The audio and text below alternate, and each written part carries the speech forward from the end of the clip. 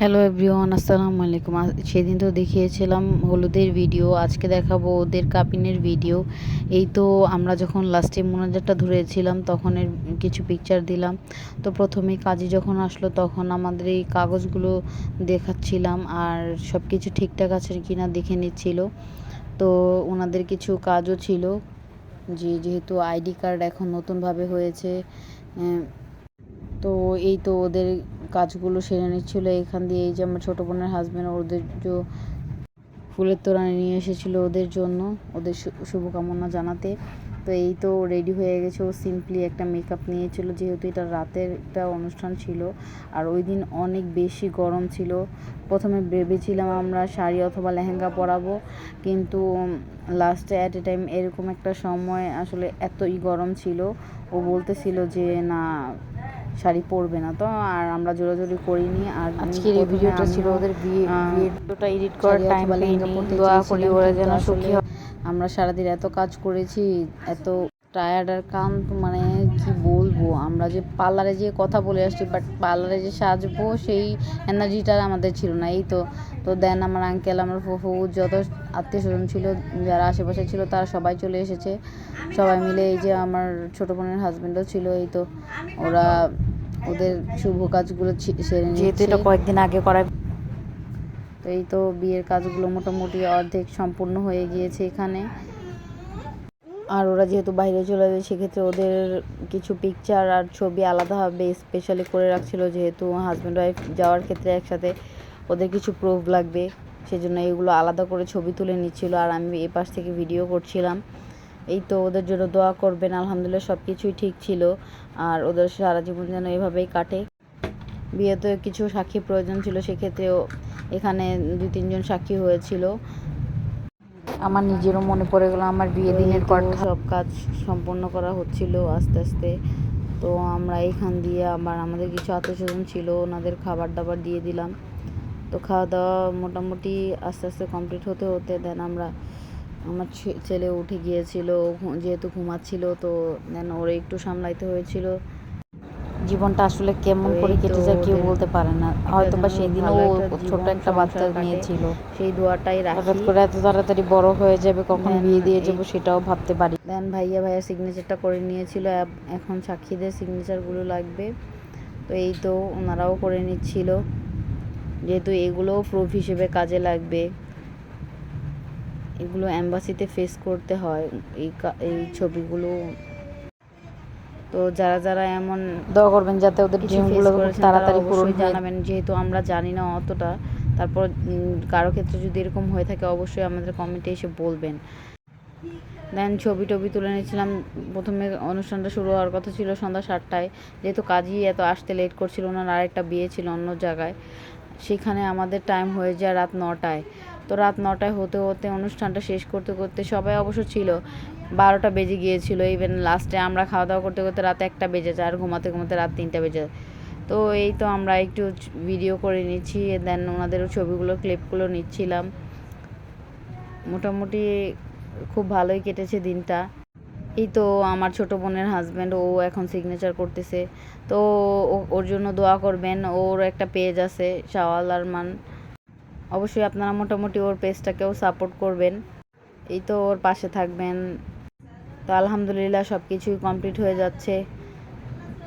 আমাদের মাথায় প্ল্যান ছিল যে আরেকটু অন্যরকমভাবে করব, বাট আসলে যারা মুরব্বীরা ছিল তারাও বলতেছিল যে তাড়াতাড়ি করি, বা এটা হলে ভালো হবে বা এটা হলে ভালো হবে না। ওনারাও বলতেছিল আসলে যেহেতু তেমন কোনো আয়োজন করিনি, বাট তারপরও একটা মনের মধ্যেই থেকেই গেল যে আসলে আমরা এটা করতে চেয়েছিলাম বাট হলো না, কি আর করব।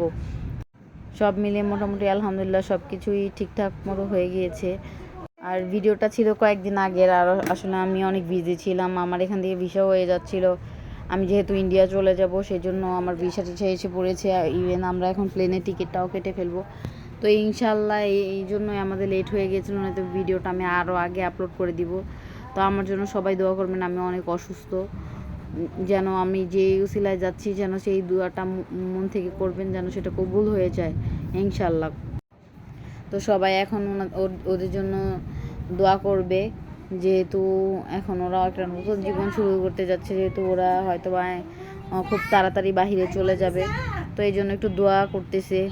আসলে ওরা যেহেতু এখানে একা, ওর শাশুড়িও বাহিরে চলে গেছে, আর ওর শ্বশুর অনেক আগেই ছোটোবেলায় ওদেরকে রেখেই মারা গিয়েছিল। তো ওদের জীবনটা আসলে দুজন একাই একটা সংসার পার করতেছে এখন। আসলে নিজের আত্মীয় স্বজন থেকেও বলতে গেলে নেই, আবার বলতে গেলে আছেও, কিন্তু ওরা যেহেতু ওদের জীবনটা আসলে বাজার খাওয়া থেকে শুরু করে সব কিছুই ওরা নিজেরাই করতেছে। আমরাও পাশে আছি, কিন্তু যেটাই হোক ওদেরটা নিজেরটা নিজেরই করতে হয়।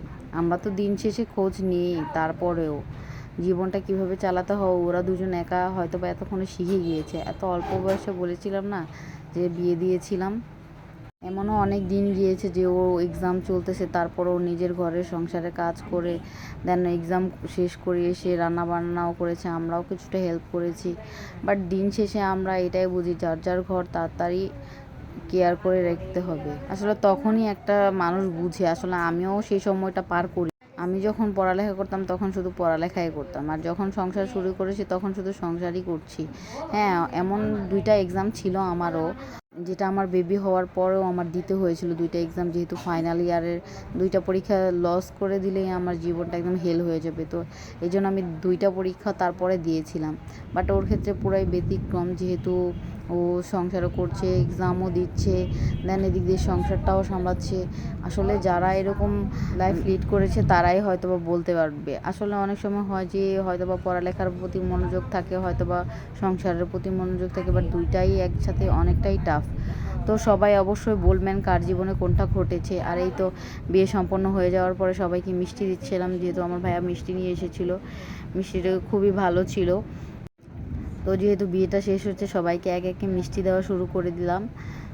এই তো জীবনে পথ চলতে গেলে কত যে যুদ্ধ জয় করতে হবে তা হয়তো বা আমরা নিজেরাও কেউ বলতে পারি না। প্রথম হয়তো বা আমি নিজেও এই জিনিসটা ফিল করতে পারি। এই তো সবাইকে, আমার এখানে যারা ফুপিরা ছিল তাদেরকেও মিষ্টি দিচ্ছিলাম। যারা আসেননি এখানে বলতে পারিনি তারা অবশ্যই মন খারাপ করবেন না, কারণ এটা খুবই ছোট্ট একটা আয়োজন ছিল, যেটা ওদের জন্য খুবই প্রয়োজন ছিল, যেটা হয়তো বা এখনই দরকার ছিল, না বলেই হয়তো করা হয়েছে। কিন্তু যাই হোক, এটা একটা প্রয়োজনীয় জিনিস ছিল। তো এই তো সবশেষে এই যে আমার ছোটো বোনের বেবি, মাশাল্লাহ বলবেন ওদের জন্য। এটা হচ্ছে আমার ছোটো বোনের বেবি। রাত 12টা বেজে গেছে, তাও তবু ওর ঘুম আসতেছে না, কারণ ও যেহেতু নানু বাড়ি আসতেছে ও খুব হ্যাপি।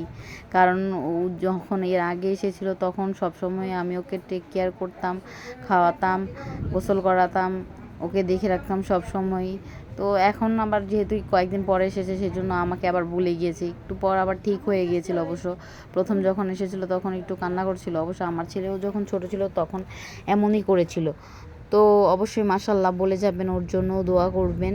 মানে ও যেহেতু অনেক ছোট বেবি, আর ছোট বাচ্চারা যখন থাকে তখন আসলে অনেক ঝড় বিপদ আপদ হয়। বলতে গেলে কীরকমটা সেরকমটা হচ্ছে যে মনে করেন ঠান্ডা কাশি, তারপর মনে করেন বদনজর, এই সব কিছুই মিলিয়ে থাকে। তো এই জন্য ওদের জন্য বিশেষভাবে দোয়া করবেন। তো এই তো রান্নাবান্না করেছিলাম পোলাও, গরু গোস্ত, খাসির গোস্ত, রোস্ট, ডিম, বেগুন ভাজা, মাছ ভুনা, পোলাও, ফেনি, ভাত, ডাল, শুটকি ভর্তা, ভুনা। তো এই সালাদ করেছিলাম, যেহেতু অল্প কয়েকজন মানুষ সেই জন্য বেশি কিছু করিনি, সব কিছুই অল্প অল্প করার চেষ্টা করেছি। গলদা চিংড়িও করেছিলাম। তো এই তো আপনাদের দেখিয়ে দিচ্ছি। আর এটা আমি নিজের হাতে রান্না করেছিলাম। আমি অবশ্য কোনো সময় রান্না করি না, বাট যখন খুব মেহমান হয় তখন আমি রান্না করতে যাই। যেহেতু অনেক কাজ থাকে, সেক্ষেত্রে আমার আম্মু একাও পারে না, সেই জন্য আমি ওনাদেরকে হেল্প করতে যাই। এই তো আপনাদেরকে দেখিয়ে দিচ্ছি। এটা হলো শুটকি ভর্তা ছিল, শুটকি ভুনা ছিল। বলেছিলাম তো যে প্রথমে যে আমি বলেছিলাম পার্লারে গিয়ে সাজুগুজু করতে চেয়েছিলাম, কিন্তু অনেক টায়ার্ড, সেজন্য আর যেতে পারিনি। অবশ্য আমি কথাও প্রথমে বলে এসেছিলাম। তো এই যে ডাল আর এই যে গলদা চিংড়ি, দেখুন এই সবগুলোই মোটামুটি আমি করেছিলাম। অনেকেই ছোটোবেলা থেকে আমাকে বলতো যে তুমি রান্না পারো না, কিভাবে সংসার করবে। অ্যাকচুয়ালি আমি এখন মোটামুটি সব রান্নাই পারি, কিন্তু এই রান্না কখনো কোনো জায়গা থেকে শিখতে হয় না, তাই জন্য কখনো কাউকে ছোট করে বলবেন না। এটা যেহেতু প্রতিনিয়ত নিজের কাজ, সেজন্য একদিন না একদিন শিখেই যাবে। তো এই তো আস্তে একটা মুরগি ফ্রাই করেছিলাম এখানে, যেহেতু আমরা একটা প্লেটে সাজাবো। এটাও আমি রেসিপিটা প্রথমে পারতাম না, পরে অবশ্য আস্তে আস্তে শিখে গিয়েছি। তো এই তো মুরগিটা ছিল দেশি, তার জন্য একটু ছোট ছিল। আর আপনারা তো সবাই জানেন দেশি মুরগি একটু ছোটোই হয়ে থাকে। এই তো বেগুন ফ্রাইটা করে নিয়েছিলাম, যেহেতু আমি ওইখানে আবার প্লেটেও সাজাতে হবে। তো এই যে আমাদের এই ছোট্ট আয়োজনে আপনাদের কেমন লেগেছে অবশ্যই জানাতে ভুলবেন না। এই তো দুধটাও জাল দিয়ে নিয়েছিলাম, যেহেতু শেষে ওকে খাওয়াতে হবে, আমার আম্মু ওকে খাইয়ে দিবে। আর এখানে ওকে দেওয়ার জন্য, জামাইকে স্পেশালি দেওয়ার জন্য ছোট্ট একটা প্লেটও সাজিয়ে নিয়েছিলাম আস্ত দেশি মুরগি দিয়ে। যেহেতু অনেক রাত হয়ে গিয়েছিল, প্রথমে ভেবেছিলাম যে আমরা একটু জামাইয়ের সাথে মজা করব, কিন্তু আসলে অনেক রাত হওয়ার কারণে সেই জিনিসটাও করতে পারিনি। আর এই তো আমাদের সাথে কেমন লাগলো, এই তো আমার ছোট বোনের হাতেও তুলে দিল, ফুলের তোড়া সংবর্ধনা হিসেবে দিয়ে দিল, সরি শুভকামনা জানালো। তো সবাই মন থেকে দোয়া করবেন ইনশাল্লাহ যেন ওদের সামনে পথ চলাটা খুব সুন্দর হয়। এই তো আমিও একটু এসেছিলাম ওদের সাথে ছবি তুলতে।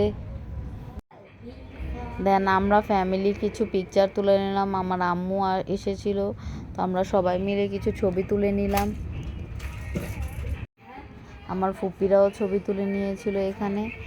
আর অনেকেই আছে ক্যামেরার সামনে খুব শাই, যেহেতু ওনারা ক্যামেরার সামনে আসতে চায় না, তাই অবশ্যই আমরা আর জোর জবরদস্তি করিনি, এমনি কিছু পিকচার তুলেছিলাম। আর এখানে এটা হচ্ছে আমার ভাবি, উনি খুব মজা করে, উনি মজার মানুষ, সবার সাথে খুব মিলেমিশে থাকে। ওনার জন্যও দোয়া করবেন, যেহেতু ওনার হাজব্যান্ডও খুব অসুস্থ। এই তো আমার আম্মু আমার ছোটো বোনের সাথে, এই যে আমার মেজো বোনও এসে পড়েছে, তো সবাই ছবি তুলছে। যারা ক্যামেরার সামনে আসতে চায় না তাদেরকে অবশ্যই আর জোরাজুরি করা ঠিক না। যারা যারা এসেছে তাদেরকে অবশ্যই ফেসটা দেখিয়েছি, আর যারা যারা আসতে চায় না তাদেরকে অবশ্যই না দেখানোই উচিত, সেজন্য। আর এই তো আমরা ছবি টবি তোলার পরে আমরা নিজেরাও খেতে বসে গিয়েছিলাম, যেহেতু অনেক রাত হয়ে গেছে, তো আমিও পাশে বসেছিলাম। আর এটা খুবই একটা প্রয়োজন ছিল। প্রথমে আমরা ভেবেছিলাম যে আমরা কিছুদিন পরে করব, কিন্তু না, যেহেতু হঠাৎ করে এই জিনিসটা আমাদের কাছে পৌঁছেছে যে না এখনই করতে হবে, তাই আমরা করে নিয়েছিলাম। এই তো আমি এই প্লেটটা সাজিয়ে নিয়ে আসতেছিলাম এখানে। জীবনটা যখন শেষ মুহূর্তে চলে আসে, ঠিক তখনই আমরা বুঝতে পারি যে আমাদের জীবনে হয়তো বা এই জিনিসটা করা দরকার ছিল, এই জিনিসটা করা দরকার ছিল না, তখন রিয়েলাইজ করি। কিন্তু আসলে প্রত্যেকটা মানুষেরই উচিত যে সময়ের কাজ সময়ে করা, আর আমাদের যখন সময় থাকে তার আগে পরিকল্পনা করার। তো অবশ্যই আপনারা যখন আপনাদের জীবনের কিছু সময় আপনারা যখন ডিসিশন নেবেন, অবশ্যই আগে থেকে ভেবে রাখবেন যে কখন কি করা যায়। না হয়তো আপনাদের এমন একটা বয়সে যে মনে হবে যে হয়তো বা আমাদের এটা করা উচিত ছিল, হয়তো বা আরেকটু টাইম পেলে হয়তো বা এটা করতাম। বাস্তবতা আসলে অনেক কঠিন। আমাদের ভিডিওটা কেমন লেগেছে অবশ্যই বলতে ভুলবেন না। তো আমরা এই যে লাস্ট মুহূর্তে সবাইকে মিলে একটু একটু নিয়ে খাওয়া দাওয়া করছিলাম, যেহেতু এখানে মোটামুটি অর্ধেক মানুষই খাওয়া দাওয়া শেষ হয়ে গিয়েছিল, তারপরও বলতেছিলাম যে আসেন আমরা সবাই মিলে খাই।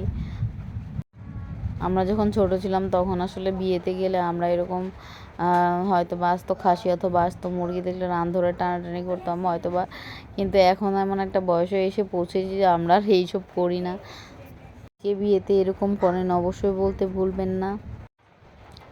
যেহেতু আমাদের বিয়েটাও খুব ঘরোয়াভাবেই হয়েছিল, মোটামুটি আমার একটা অনুষ্ঠান হয়েছিল, তারপরও অত বড় হয়নি, তাই জীবনে একটা ইচ্ছা আছে অবশ্যই এরকম একটা অনুষ্ঠান করব ইনশাল্লাহ, যদি বেঁচে থাকি। অবশ্যই আমি এখন অসুস্থ, তো সবাই আমার জন্য দোয়া করবেন যেন খুব সুস্থ হয়ে তাড়াতাড়ি আপনাদের মাঝে ফিরতে পারি। আপনাদের সাথে অবশ্যই এই বিষয়টা শেয়ার করব। তো এই তো আমিও খেয়ে নিচ্ছিলাম। তো আমাদের এই খাওয়া দাওয়া পর্ব শেষ হয়ে যাচ্ছে। তো আপনারা বলবেন কারা কারা এই জিনিসটা মিস করেছেন। তো আমরা খাওয়া দাওয়া করতে করতে কয়েকজন চলেও গিয়েছে, তো লাস্ট মুহূর্তে আমরা এখন খেতে বসেছি। তো এখান থেকে অল্প অল্প কেউই খেতে চাচ্ছিল না, বলছিলাম আপনারা খান না কেন, ওনারা বলতেছিল পেট ভরে গিয়েছে। তো এই তো আমরা খাওয়া দাওয়া শেষ করে দেন আমরা ফাইনালি খাইতে বসবো। তো এটা যেহেতু ফর্মালিটি হিসেবে ছিল তো সবাই অল্প অল্প করে নিচ্ছিল। দেন আপনাদেরকে লাস্ট মুহূর্তে কিছু পিকচারও অ্যাড করে দিব এখানে। আর এই আমরা ভেবেছিলাম যে আমরা আলাদাভাবে কোনো একটা বাহিরে যে অনুষ্ঠানটা করব, আর সেটা হয়েছিল প্রথমে ডিসিশনটা হয়েছিল, কিন্তু আসলে লাস্ট মুহূর্তে খুব তাড়াতাড়ি মানে এটা তাড়াহুড়ো হয়ে গিয়েছিল, সেজন্য আমরা ঘরেই করে ফেললাম, না হয়তো বুফেতে যেয়ে করতাম। কিন্তু কি আর করার, ইনশাআল্লাহ হয়তো বা এমন আরও কোনো একটা স্পেশাল দিন হবে, সেটা আপনাদের কাছে শেয়ার করব। তো এই যে ফাইনালি আমরা এখন খেতে বসলাম। এই তো খাওয়া দাওয়া শেষে আমাদের দেখতে দেখতে প্রায় 2টা বেজে যাচ্ছিল। আর যে যেখান থেকে দেখছেন অবশ্যই পেজটাকে ফলো করে দিবেন, অ্যান্ড লাইক কমেন্ট দিতে অবশ্যই ভুলবেন না।